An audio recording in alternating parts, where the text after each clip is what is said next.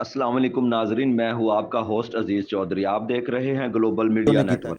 ਪਹਿਲੇ ਉਹਨੇ ਤਿੰਨ ਚਾਰ ਦਫਾ ਕੀਤਾ ਸੀ, ਧਮਕੀਆਂ ਲਾਦਾ ਸੀ ਕਿ ਤੂੰ ਮੇਰੇ ਕੋਲ ਨਾ ਆਇਆ ਤੇ ਮੈਂ ਤੇਰੇ ਮਹੱਲੇ 'ਚ ਜਾ ਕੇ ਦੱਸ ਦਿਆਂਗਾ, ਮੈਂ ਤੇਰੇ ਨਾਲ ਇੰਝ ਕਰਨਾ। ਇਸ ਡਰ ਦੀ ਵਜ੍ਹਾ ਤੋਂ ਉੱਥੇ ਚਲੇ ਜਾਈਦਾ। ज़िला कसूर में कत्ल गारत की बढ़ती हुई वारदातें काबिल तशवीश हैं। कभी तो गैरत के नाम पर, तो कभी लेन देन के तनाज़े पर, तो कभी डकैती के दौरान मज़ाहमत पे लोगों को मौत के घाट उतार दिया जाता है।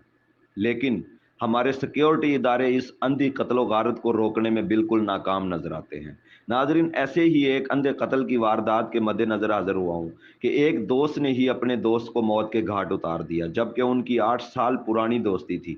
आखिर क्या ऐसा मामला पेश हुआ कि एक दोस्त को अपने ही दोस्त की जान लेनी पड़ी? बात करेंगे मुलजम से और थाना इंचार्ज एसएचओ साहब से ही बात करेंगे और आपको टोटल अहवाल से आगाह करें। फिर उसकी मोटरसाइकिल एलसीडी रिसीवर और मोबाइल लेकर फरार हो गया था। जी नाजरीन, मेरे साथ इस वक्त मौजूद है वो सफाक मुलजम जिसने चंद चीज़ों के लिए या चंद पैसों की खातिर एक 8 साल से पुराना दोस्त उसको इतनी बेदर्दी के साथ मौत के घाट उतार दिया। ये उसी की ज़ुबानी जानेंगे कि उसने ये क्यों किया और उसकी आखिर वजह क्या थी। हाँ जी, नाम क्या है तेरा? ਮੁਹੰਮਦ ਸਈਦ जी, तो तेरा दोस्त सी? ਜੀ। किन्ने देर तो थोड़ी दोस्ती सी? 6-7 ਸਾਲ ਤੋਂ ਯਾਨੀ ਕਿ ਦੋਸਤੀ ਬਣੀ ਸੀ। अच्छा, वो रात उनके कोल जाके गुजारदा सी या वो तेरे कोल आंदा सी? ਨਹੀਂ, ਮੈਂ ਉੱਤੇ ਸਿਰਫ 1-2 ਦਫਾ ਰਾਤ ਰਿਹਾ। अच्छा, ਉਹਨੂੰ ਮਾਰਿਆ ਕਿਸ ਵਜ੍ਹਾ ਤੋਂ? ਉਹਨੇ ਸਰ ਜੀ ਮੇਰੇ ਨਾਲ ਗੁਨਾਹ ਕੀਤਾ ਸੀ ਤਾਂ ਉਹਨੂੰ ਮੈਂ ਮਾਰਿਆ। ਤੇਰੀ 6-7 ਸਾਲ ਤੋਂ ਉਹਦੇ ਨਾਲ ਦੋਸਤੀ ਸੀ, ਕਿ ਪਹਿਲੇ ਵੀ ਕਦੀ ਉਹਨੇ ਕੀਤਾ? ਪਹਿਲੇ ਉਹਨੇ ਤਿੰਨ ਚਾਰ ਦਫਾ ਕੀਤਾ ਸੀ, ਧਮਕੀਆਂ ਲਾਦਾ ਸੀ ਕਿ ਤੂੰ ਮੇਰੇ ਕੋਲ ਨਾ ਆਇਆ ਤੇ ਮੈਂ ਤੇਰੇ ਮਹੱਲੇ 'ਚ ਜਾ ਕੇ ਦੱਸ ਦਿਆਂਗਾ, ਮੈਂ ਤੇਰੇ ਨਾਲ ਇੰਝ ਕਰਨਾ। ਇਸ ਡਰ ਦੀ ਵਜ੍ਹਾ ਤੋਂ ਉੱਥੇ ਚਲੇ ਜਾਈਦਾ। ਅਗਰ ਉਹ ਤੈਨੂੰ ਧਮਕੀ ਲਾਉਂਦਾ ਸੀ, ਤੂੰ ਪੁਲਿਸ 'ਚ ਆ ਕੇ ਇੱਥੇ ਇਦਾਰੇ ਮੌਜੂਦ ਨੇ, ਤੂੰ ਉਹਦੀ ਐਪਲੀਕੇਸ਼ਨ ਦੇ ਸਕਦਾ ਸੀ। ਮਾਰਨਾ ਕੋਈ ਜ਼ਿਆਦਾ ਜ਼ਰੂਰੀ ਸੀ? ਬਸ ਉਸਨੇ ਮੇਰੇ ਨਾਲ ਕੀਤਾ ਗੁਨਾਹ ਕਰੀ, ਮੈਂ ਉਹਨੂੰ ਮਾਰ ਦਿੱਤਾ। ਅੱਛਾ, ਪਹਿਲੀ ਦਫਾ ਕਰਨ ਨਾਲ ਤੈਨੂੰ ਨਹੀਂ ਗੁੱਸਾ ਆਇਆ, ਹੁਣ ਤੈਨੂੰ ਜ਼ਿਆਦਾ ਗੁੱਸਾ ਆ ਗਿਆ? ਹਾਂ, ਮੈਨੂੰ ਪਤਾ ਚੱਲਿਆ ਤੂੰ ਤੇ ਇੱਕ ਚੀਜ਼ਾਂ ਦੇ ਚੱਕਰ ਦੇ ਵਿੱਚ ਉਹਨੂੰ ਮਾਰਿਆ। ਚੀਜ਼ਾਂ ਦੇ ਅੱਲਾ ਦੇ ਹੁਕਮ ਨਾਲ, ਨਾ ਕੋਈ ਪੈਸਿਆਂ ਦੇ ਚੱਕਰ 'ਚ। ਉਹ ਪੈਸੇ ਸਾਡੇ ਕੋਲ ਖੁਦ ਯਾਨੀ ਕਿ ਤੂੰ ਉਹਨੂੰ ਮਾਰ ਹੀ ਦਿੱਤਾ ਸੀ, ਫਿਰ ਉਹਦੀਆਂ ਚੀਜ਼ਾਂ ਕਿਉਂ ਚੁੱਕ ਕੇ ਲੈ ਕੇ ਆਇਆ? ਉਦੋਂ ਗੁੱਸੇ 'ਚ ਲੈ ਆਏ ਹਾਂ ਕਿ ਮੈਂ ਇਹੋ ਹੀ ਸੋਚਿਆ ਕਿ ਮੇਰੇ ਆਦੇ ਪੈਸੇ ਪੂਰੇ ਹੋ ਜਾਣਗੇ, ਔਰ ਮੈਂ ਅੱਲਾ ਦੇ ਹੁਕਮ ਨਾਲ, ਮੈਨੂੰ ਨਾ ਕੋਈ ਡਕੈਤੀ ਮਾਰੀ, ਨਾ ਕੋਈ ਪੈਸੇ ਉਤੋਂ ਕੋਈ ਚੱਕਰ ਨਹੀਂ ਆਇਆ। ਅੱਛਾ, ਉਹਨੂੰ ਮਾਰਿਆ ਕਿਸ ਤਰ੍ਹਾਂ?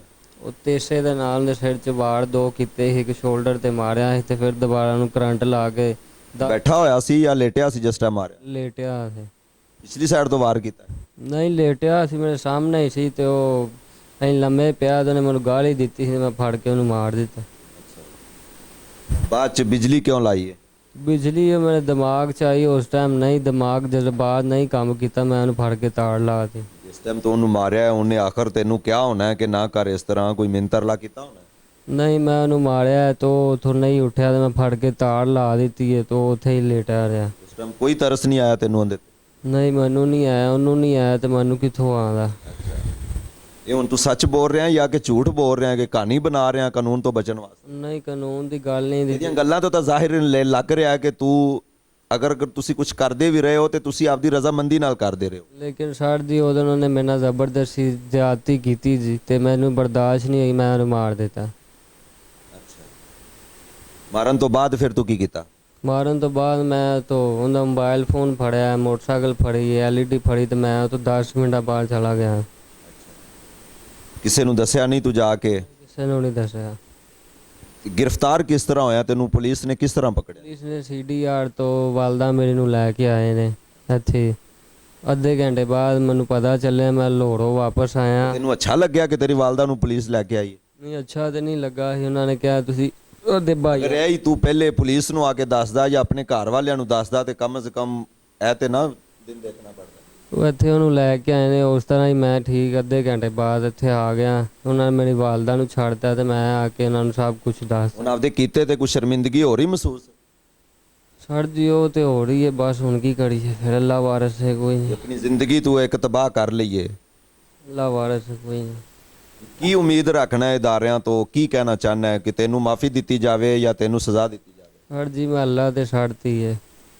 ਅੱਲਾ ਤੇ ਛੱਡਤੀ ਹੈ? ਅੱਲਾ ਨੇ ਇਹ ਤਾਂ ਨਹੀਂ ਕਿਹਾ ਸੀ ਕਿ ਤੈਨੂੰ ਤੇ ਕਿ ਤੂੰ ਐਵੇਂ ਹੀ ਕਤਲ ਕਰਦਾ? ਅੱਲਾ ਇਨਸਾਫ ਕਰੇਗਾ, ਮੈਂ ਹੋਰ ਕੁਝ ਨਹੀਂ ਕਹਿ ਸਕਦਾ। ਫਿਰ ਪਹਿਲੇ ਹੀ ਅੱਲਾ ਤੇ ਛੱਡਦੇ ਨਹੀਂ ਸੀ? बस उस इतना बड़ा कदम नहीं सी उठाना। टाइम मजबूर था बस। जी नाजरीन, मेरे साथ इस वक्त मौजूद हैं थाना सदर कसूर जनाब मेहर मोहम्मद शरीफ साहब। उन्हीं से जानते हैं कि ये मामला किस तरह पेश आया और किस तरह उन्होंने इस अंधी वारदात का सुराग लगाया। जी अस्सलाम वालेकुम। वालेकुम अस्सलाम। 8/8/2023 को सुबह एक 15 की कॉल पर चली कि मेरे भाई को किसी ने कत्ल कर दिया है। हाजी पार्क मौका पर पहुंचा तो देखा कि एक डेड बॉडी अकड़ी पड़ी है और खून जमा हुआ है। उसके बाद उसके पाँव को बत्ती भी लगी हुई है। तमाम एजेंसियों को कॉल करने के बाद पीएफ और क्राइम सीन को बुलाया, मुकम्मल लवाज़-ए-शातें इकट्ठी करने के बाद दरख्वास्त ली और उस पर मुकदमा दर्ज करने के बाद तफ्तीश शुरू कर दी। सबसे पहले मदई को शामिल तफ्तीश किया, उससे पूछा गया भाई आपको कैसे पता लगा। उसने कहा मैंने मकान बनाया हुआ है, मेरी बीवी जो है जनरल अस्पताल में नौकरी करती है और पेंशन होने के बाद मैं इधर रैश होना चाहता था, इसलिए मैंने मकान तैयार कराया। मेरे भाई की औलाद नहीं है, शादी भी नहीं हुई हो, इसकी 57-58 साल उम्र है, जिसकी वजह से मैं इसको चाबी दी और रात के वक्त सो जाए ताकि मकान में कोई एरा वगैरह चीज़ें ना दाखिल हों। मैं 2 दिन से कॉलिंग कर रहा हूँ, मेरे भाई का मोबाइल बंद है। सुबह सुबह मैं इसलिए आया था तो देखा तो मेरे भाई की डेड बॉडी पड़ी है। तमाम शातें इकट्ठी करने के बाद दोबारा मुलजमान की तलाश के लिए अपनी टीम को तलब किया। तमाम कैमरा जा चेक किए जिससे कोई सानू पलू हासिल ना हुआ। उसके बाद तो मकतूल की CDR ली गई। CDR में एक सेल ईडी जो दूसरा नंबर की सेल ईडी एक ही आई, उससे जाना गया ये मुलजम थे और मदई दोनों कट्ठे, मुलजम और मकतूल दोनों रात को इकट्ठे गुजारी है। उसकी जब ऑनरशिप लेने की कोशिश की थी, ऑनरशिप भी बंद थी। उसकी दोबारा CDR लेने के बाद उसके क्लोज कॉलर को शामिल तफ्तीश किया गया, जिसकी तफ्तीश की उसने बताया कि इसका नाम सईद उर्फ अली रज़ा है, ये आवारा है, उसका दोस्त भी है। क्या वो आपस में पहले दोस्त थे? पहले दोस्त हैं, 8 साल से दोस्त हैं। उसके बाद उसको जब शामिल तफ्तीश किया गया, उसने बतलाया कि हम किसी वजह से झगड़ पड़े थे। उसको मारने के बाद मैंने बत्ती लगा दी, फिर उसकी मोटरसाइकिल, LCD रिसीवर और मोबाइल लेकर फ़रार हो गया था।